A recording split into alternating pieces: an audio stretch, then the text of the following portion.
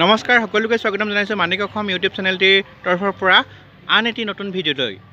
জাতীয় বিদ্যালয় কাকপথাৰ আজিৰ দিনটোৰ বাবে এটা শুভ দিন।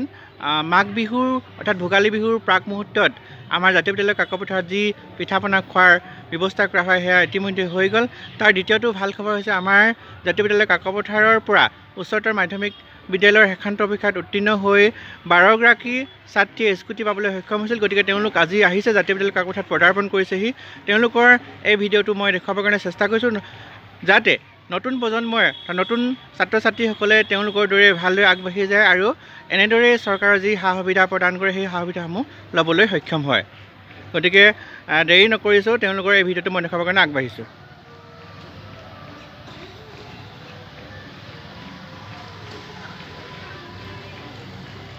হেপী মৰাণ আহিছে প্ৰথমতে। তেওঁলোকে খুব সুন্দৰ ফলাফল দেখুৱাই এয়া স্কুটি লাভ কৰিছে। গতিকে তেওঁলোকৰ উজ্জ্বল ভৱিষ্যত কামনা কৰিছোঁ। জাতীয় বিদ্যালয় কাকপথাৰৰ সদায় আদৰ্শ ছাত্ৰী হৈ থাকক তেওঁলোক, আৰু তেওঁলোকক অনুকৰণ কৰক আমাৰ বাকী উঠি অহা ছাত্ৰ ছাত্ৰীসকলে। খুব সুন্দৰভাৱে তেওঁলোকে জাতীয় বিদ্যালয় কাকপথাৰত পদাৰ্পণ কৰিছেহি আজিৰ দিনটোত। গতিকে তেওঁলোকক অভিনন্দন জ্ঞাপন কৰিছোঁ।